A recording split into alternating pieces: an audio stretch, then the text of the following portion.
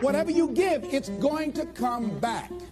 Now, it might not come back through that channel, but it's going to come back. Why? Because it is a law. Whatever you give, it's going to come back. Now, all of us hear the saying, as you sow, so shall you reap. And we use that in a negative context. But let's look at the positive side of that. That if you sow some good stuff out here, if you make it your business how you give your life, to give the best that you have, to give love, to give encouragement, to give help, to give support, if that's what your life is about, whatever you put out here, ladies and gentlemen, I guarantee you it's going to come back. Now, the reason that most people don't give is because they operate out of a consciousness of scarcity. They don't believe that there's enough to go around. They can't see themselves having the capacity to give. They don't believe that they have anything to offer. They don't see themselves as an opening for the universe to work through. So if you begin to look at this new era that we're in, begin to see yourself as an opening for the universe to move through, to work through, to make a difference in life. See yourself being used by life to improve the quality of life, to expand and to grow.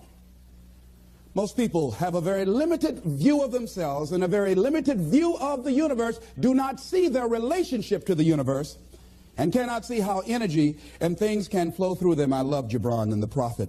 Then said a rich man, speak to us of giving, and he answered, you give but little when you give of your possessions, but it's when you give of yourself that you truly give. Gibran goes on to say, there are those who give little of the much which they have, and they give it for recognition, and their hidden desire makes their gifts unwholesome. And we know people who give only to be recognized. I love that old saying, judge a man not by what he does, but by that he doesn't have to do. And to judge the true quality of a man is what do you do when nobody's looking. Gibran goes on to say something else important. He says, and there are those who have little and give it all. These are the believers in life and the bounty of life. See, most people don't give, ladies and gentlemen, because they don't believe in life. Most people don't give because they don't understand the abundance in life. And so they go through life holding back on life, not understanding this also, that what you hold back from life, life holds back from you. So most of us go through life, ladies and gentlemen, not giving, and we're cheating ourselves, and you're also cheating life. See, I believe that all of us have some work to do. I strongly believe that each one of us showed up to do something, that each one of us showed up to contribute something to life, and that if we don't do it, it will not be done. See, no one is going to give Les Brown's speech. No one is going to write your book. See, if you've been given something to do, and if you don't do it, what you're doing is short-circuiting the flow of the universe. See, just imagine, if you please, we had a circle, and people are standing around in this circle. And let's say we were given a bucket of love. And then I pass it to the person to the right, and they pass it to somebody else, and they pass it to somebody else, and they pass it to somebody else, and they pass it to somebody else, and it comes back to me. One of the great things about giving is that as you give, you're going to receive. What we want to do is keep the flow going, keep the flow going. If anybody gets the bucket of love and stops and holds it there, all of us suffer. They've short-circuited the flow. They've stopped what was going on, the energy that was going around. See, you are part of an equation, and you are needed. Part of why we should begin to look at how we give up our lives, that we've got to begin to see, what is it that I'm supposed to do? What is my life work? And then give ourselves to that. Because as we do that, ladies and gentlemen, I guarantee you, as you begin to take on this new era that we're in, if you decide that I'm going to begin to start living life generously, I'm going to start giving more of myself, I'm going to start putting out more, contributing more to life, here's what's going to happen, ladies and gentlemen. I guarantee you that life will take on a whole new meaning for you. I guarantee you that as you begin to give more of yourself in your work, give more of yourself in your marriage, give more of yourself in your relationships with your families and friends, give more of yourself to your talent, to your vocation, to your job or your business, as you begin to set high standards for giving that which you have been given to share in the universe, I guarantee you that life takes on a whole new dimension. That you'll be happier, you have a greater sense of happiness and fulfillment in life. Now, that doesn't mean you're not going to have some challenges. That doesn't mean that you're not going to have some problems that you'll be dealing with on a day-to-day basis. No, that doesn't mean any of that. No, that will not exempt you from that. But what it does mean that now you will begin to take off on some new paths to some newer horizons. That you'll begin to see life totally different than most people. I think that's what Henry David Thoreau meant when he said most men live in quiet desperation. That most of us go through life because we're not using that which we've been given, that we are punished. That we're going through life getting up in the morning with no reason to get up. See, once you find out your purpose in life, and once you decide that you're going to live a life of sharing and giving and contributing to life, you don't need an alarm clock to get up. That you move differently. You have more life in you. But most people are walking around dead. Most people are looking lifeless. Most people find it a hard effort to smile. Most people are abusing themselves with alcohol and drugs and evading their own greatness and holding back on themselves. For years, I was cheating myself. For years, I could have been doing exactly what I'm doing right now. But I was afraid. I didn't feel I was worthy, and I didn't want to recognize that which I had been given. I had a limited view of me, and I was literally running away from me. I mean, life sometimes chases, and I say, no, we want you to do something great. No, not me. Go get somebody else. No, you're not talking about me. No, you don't know what I've been doing. No, we want you. We can just groom you and train you and get you ready. Me, yeah. Are you sure? Me, yeah. No, not me. No, I don't know. I don't want to do that, see. And then so I just get tired of chase, say, come over here, come over here. You ain't got enough sense to come. Just come over and shut up and straighten up. They just whip you so hard after a while, you say, okay. Ladies and gentlemen, one of the reasons that we should begin to give more is because we owe a debt. Reading a book, John Powell. Well, I'm afraid to tell you who I am because you might not like me, and that's all I've got. A line in there I love to quote, we are made by those who love us and by those who refuse to love us. As I talk to you right now, you're looking at a lot of people up here, ladies and gentlemen. It's not just Les Brown standing here. A lot of people have contributed to make me who I am right now. None of us are here because of our own doing. All of us have had life to contribute to us. Many times complete strangers. So we all have cookie people in our lives. What do you mean by cookie people? Cookie people and chicken soup people, as I call them when I do my workshops. Cookie people are people like Miss Lillian. When my mother used to whip me as a kid, and I was a bad twin, always getting in trouble, Miss Lillian would hear me screaming, and after Mama would get through, Miss Lillian would come over to the house and give me some cookies and milk. And my mama said, what you doing back there, Lillian? I'm just giving him some cookies, Mamie. And she said, here you are, Leslie. Even though you're a bad little boy, I brought you some cookies. So cookie people are people who, even when you are bad, even when you are not being who you really are, they look beyond your faults and see your needs. Even if you're a moody person and curse them out and dog them out sometimes, these cookie people love you unconditionally. How many of you have ever had cookie people in your life? All right. So we all have had cookie people that the universe has put in our lives to contribute to us. The other people are the chicken soup people. Chicken soup people are people that you can call at 2 o'clock in the morning and say, I got a flat tire, will you come help me? Or my battery is not running, would you come give me a jump? Or I need some help, would you come get me out of jail? If you don't have some chicken soup people in your life, you better get some. But these are people that you can always call on to help you out. So I'm encouraging you to give a letter of appreciation to some of the cookie people in your life. Some of them might have already made their transition. Write some letters to some people who were a leg up for you, some people who contributed to you being who you are. And just say, I was just thinking over the years, I know you know I love you and appreciate everything you've been to me, but I just wanted to drop you this letter. How do you think they'll feel if they get that? Just out of nowhere, just want to thank you for how you have enriched my life. You might not have thought much of it, but because of the help and assistance you gave me on that particular day, that was a turning point in my life. Why should we give? Well, giving creates a vacuum. And as we know, nature abhors a vacuum. See, when you give, you create a vacuum, you are now in a position to receive. See, if I have my arms closed, holding on to everything I've got, nothing is available to come in. But if I'm open, if I created a vacuum there by giving and keeping the flow going, the stuff in the universe is going to come back to me, ladies and gentlemen.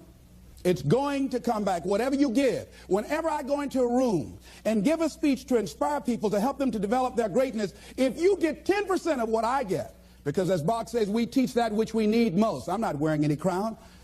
I need it as much as I'm sharing it. I'm still growing. I'm still unfolding. I'm still seeking to discover my greatness. And if you get 10% of what I get when I walk out of here, see, there will be a different man walking out of here than who came in here. And as I give, and the more I give to you, the more I get.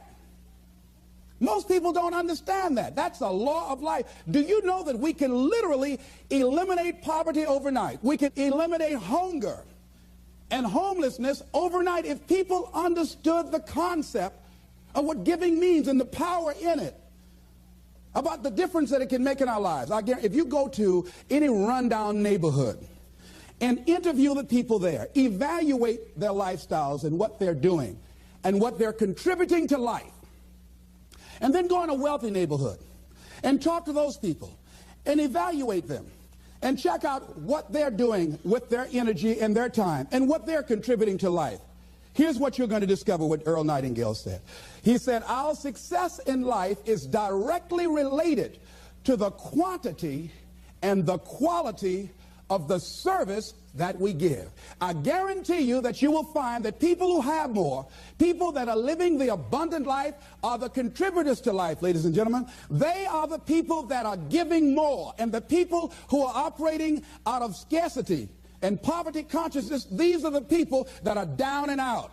These are the people that are complaining. These are the people that are blaming the world and everybody for where they are. But if they took that same energy and begin to invest and give something back to life. I was in New Jersey, and I had to give a political presentation to a group there that were trying to organize a community to begin to revitalize that particular community. And the guy was telling me very proudly as we were walking through a housing project, he said, the city is about to give $55 million to renovate these housing projects. I said, what a waste. He said, why would you say that? I said, let me ask you something. And the person that was standing next to him, I said, do you live in this building here? He said, yes. I said, how many families live here? He said, 6 families. I said, we walked in the door, and we can smell the stench of urine. Does it take a genius to go down to the store and perhaps sacrifice buying 3 packs of cigarettes and buy some Tide of soap and water and come back here and wash this stench out of here? Does it take a genius to get a can of paint and paint over the graffiti and repair the mailbox? Does it take a genius for that? I say to you, you pour the money in these housing projects and you don't change the people that are living in the projects, before you are completed, they'll be right back to where they were before.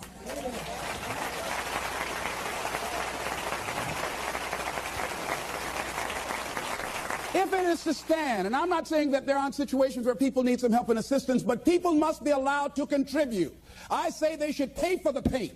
I say they should pay for the mailboxes to be repaired and the windows to be broken. And I guarantee you, if the children go outside throwing a ball, they say, don't you hit that window, you fool. You know how much I paid for that window? Makes a difference.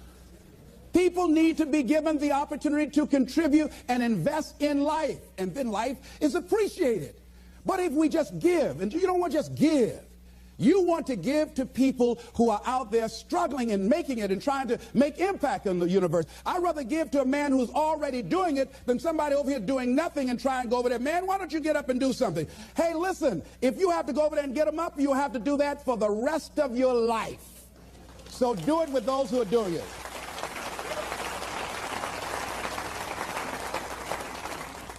So you want to keep the flow going by working with people who are contributors to life. Leave the dead people alone that are taking away from life.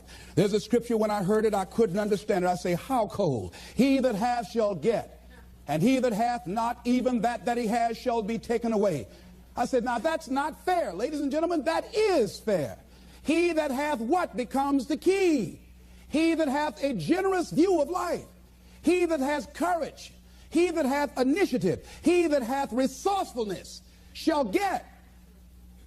But if you're like the guy that I was in a hotel and asked him, I said, look here, I said, he was a bellman. I said, I need to get my shoes shined. Oh, I don't shine shoes.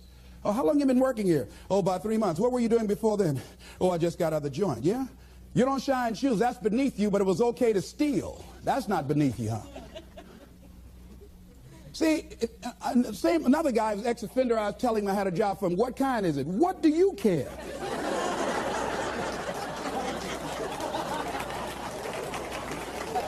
Making an honest living, not worried about somebody knocking on your door in the middle of the night. If it's cleaning toilets, you ought to be happy.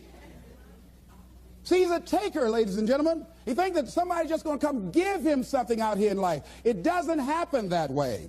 No, it doesn't happen that way. Here's something else you're going to discover in giving. Something that's very important. Give thanks. Giving thanks creates power. Give thanks for your house. Give thanks for your apartment, for your car, for your family, for your health, for your relationships, for what you have. When we focus on something, it expands. When you're giving thanks, when you're showing a spirit of gratitude for what I got, not that you're satisfied with it, but you're grateful for what you got. Whatever you focus on, that's what you're going to continue to multiply and expand in your life. But if you focus on what you don't have, if all you can do is point out the negative things in your life, whatever you focus on, you're going to expand that. Some people, all they can do is complain. That's all they can do. They can't find anything to say good about life and about anybody else. Every time they open their mouths, that's what their minds are consumed with, and that's all they're producing in their lives. And these are people that you don't want to be around. Develop a spirit of gratitude. I'm thankful for life. I'm thankful to be an American. I'm thankful to be on this part of the planet. I'm thankful to see another day. No, things aren't what I want them to be. No, I don't have all the things I want to have. But I'm thankful that I'm still here. I have another opportunity, another day to live, another chance to contribute, another chance to make a difference in life. So begin to give thanks for what you have. Whatever you focus on. Remember now, you want to become aligned with the universe. If you have scarcity in your life, it's because you have a consciousness of scarcity. As you begin to become thankful for what you have, for the abundance that you now know is coming your way, that you're attracting to you, for the good relationship that is coming your way right now, it will begin to create incredible opportunities for you to begin to improve your life and the quality of life of people around you. Giving is also, ladies and gentlemen, forgiving. Give forgiveness. Many of us do not realize that we cannot grow, that we are blocking ourselves, we are blocking our good in the universe. We're literally standing in the way of the flow of what life has to us because we haven't learned how to forgive. We haven't learned how to let things go so we can get on with our lives. When we forgive, ladies and gentlemen, it's not for the other person. Oh, no. It's for you. It's not for them, not because they deserved it or they earned it. You're forgiving other people. First of all, you've got to forgive yourself. But when you forgive other people, it is mentally and spiritually healthy to forgive. To let that luggage go, as Paul said, forgetting those things which are behind, reaching forth unto those things which are before. Oh, we hear it, but it's hard to do. It's hard.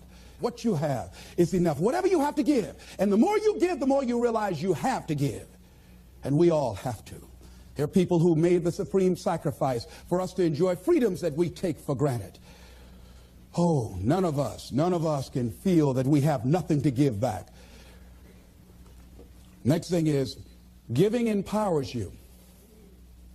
It makes you more powerful.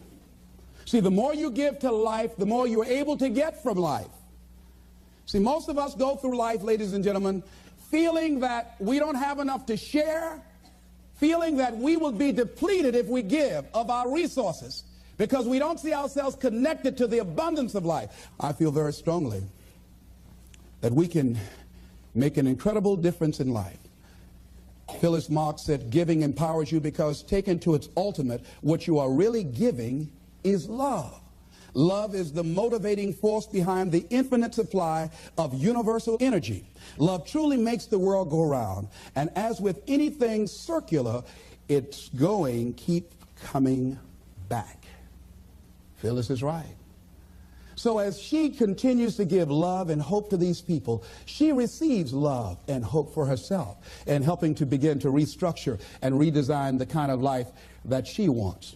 We all have had experiences in our lives that if we permit these experiences to do so, we will allow them to weigh us down. If we permit them to do so, they will be luggage that will be dragging through life, holding us down, stifling our potential to give and to contribute in life. If we continue to carry all of these things, we can never be open to the love and the abundance and the opportunity that life has to offer us because we are so full with what we've got. I'm thinking about an exhibition that was held in Africa where they were trying to catch some monkeys that were a very rare species. And because they were so fast, so agile, and very fragile, they did not want to harm them in catching them. They did not want to hurt them physically. So what they did in order to catch them, they found that these monkeys were very fond of a certain kind of nut that grew in that particular area of Africa. And what they did was that they put these nuts inside of bottles and put a rope on the bottle and held the rope from a distance. And so the monkeys would come and, being curious, see the nuts inside the bottle, would reach in and pick the nuts up. Now, what happened was that they couldn't pull their hands out with the nuts still in the bottle.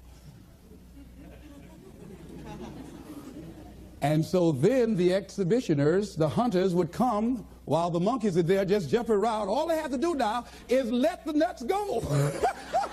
That's all they got to do is just let, they just dancing all around. All they have to do is let it go and they can be free and run. They hold it on to the nuts and the people come and catch them. And a lot of us, that life is kicking our butt. And all we have to do, all we have to do is let it go.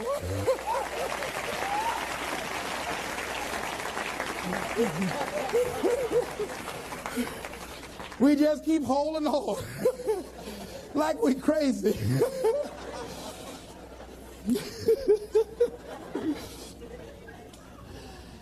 Ladies and gentlemen, giving creates energy in ourselves and in others. Have you ever helped a blind person go across the street? Or help a senior citizen? Or give somebody some help? You know, just, held the door for somebody or an elevator? I mean, don't you have a good feeling inside like, I done good?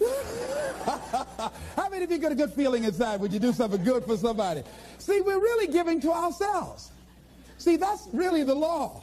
When you are giving to yourself. That's who you're giving to. So you want to give yourself some good gifts. There's a principle underlying the concept of giving. The energy flowing through us as we do, that love generates abundance in our lives, and we are able to reap so much from life as a result of our giving. How are you giving up your life? Do you know, to the degree that you are giving, to that degree determines how much you enjoy life, how meaningful your life is. There are things, ladies and gentlemen, I used to do I can't do now. That is unbecoming for the role that I have selected with where I am in my life and what I want to contribute to life. It is inconsistent. I can't do it. Even if I desire to do it, I can't do it. No, because it doesn't fit, because of my vision of myself and the contribution that I want to make to life. Because it's not enough to give the message, you must also be the message.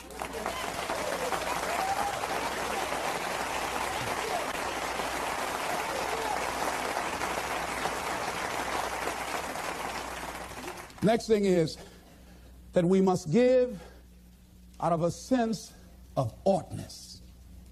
Immanuel Kant, in a book called Critique of Pure Reasoning, he says sometimes we must give out of a sense of oughtness, that there's certain things that happen that we just say something ought to be done about this.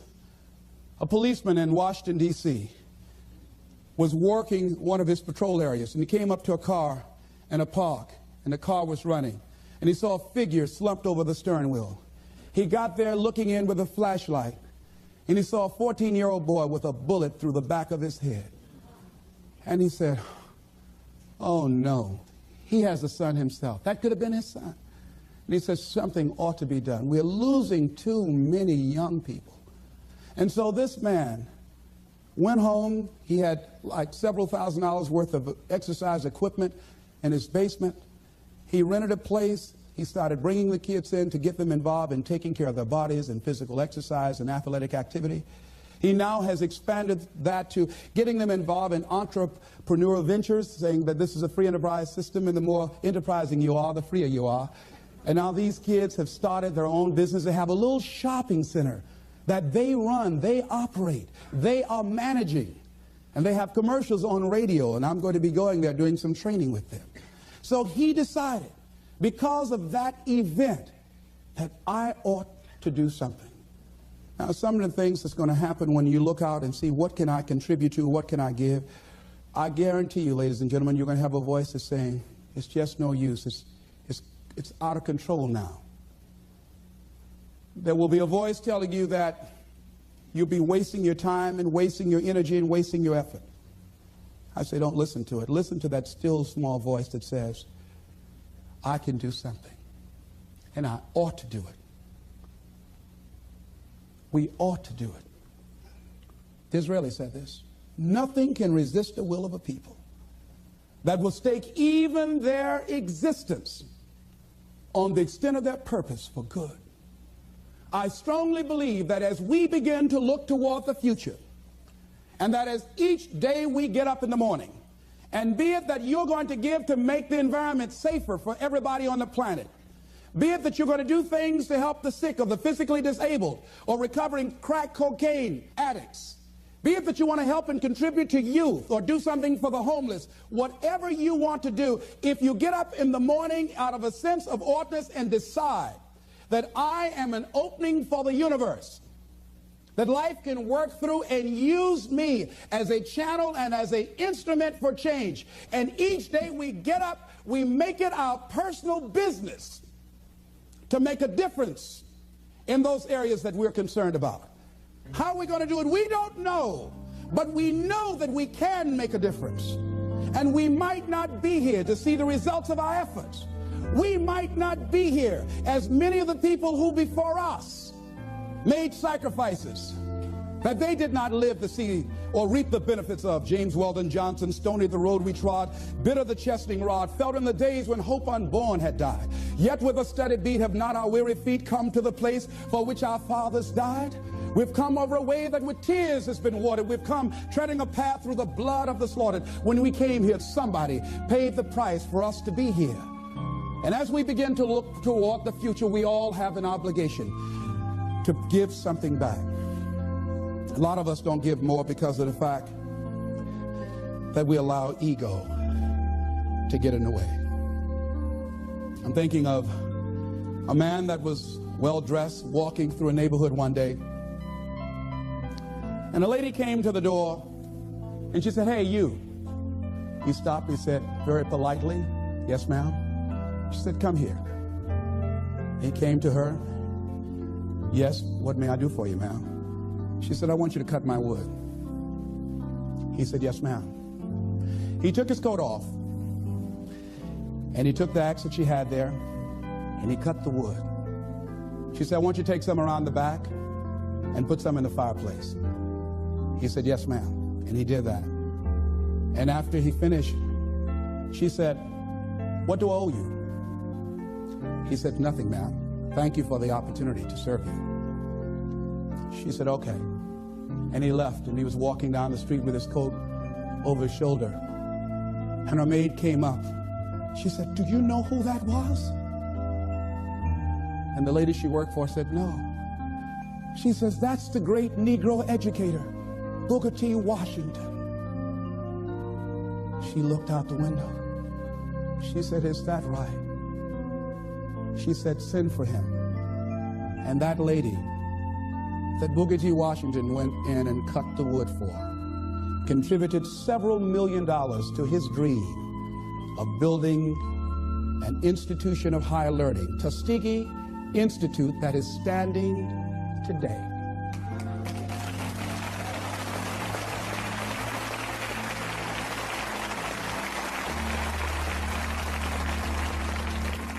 What if he had said,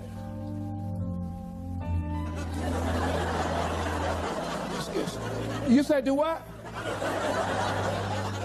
Cut your wood. Don't even come up in here with that kind of stuff. You better cut your own wood if you wanted to get it cut. You cold.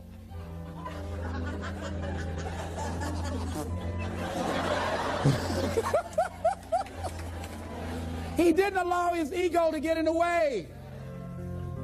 He gave what he had. He contributed. How much have we denied ourselves? How much have we blocked ourselves because we allow that little ego to get in the way, to prevent us from giving and serving, which is the essence of life.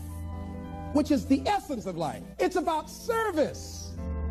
And so I say, as you look out on the future, decide that you are going to allow your life to be a life of service. Decide that you are going to give more than you have ever given before.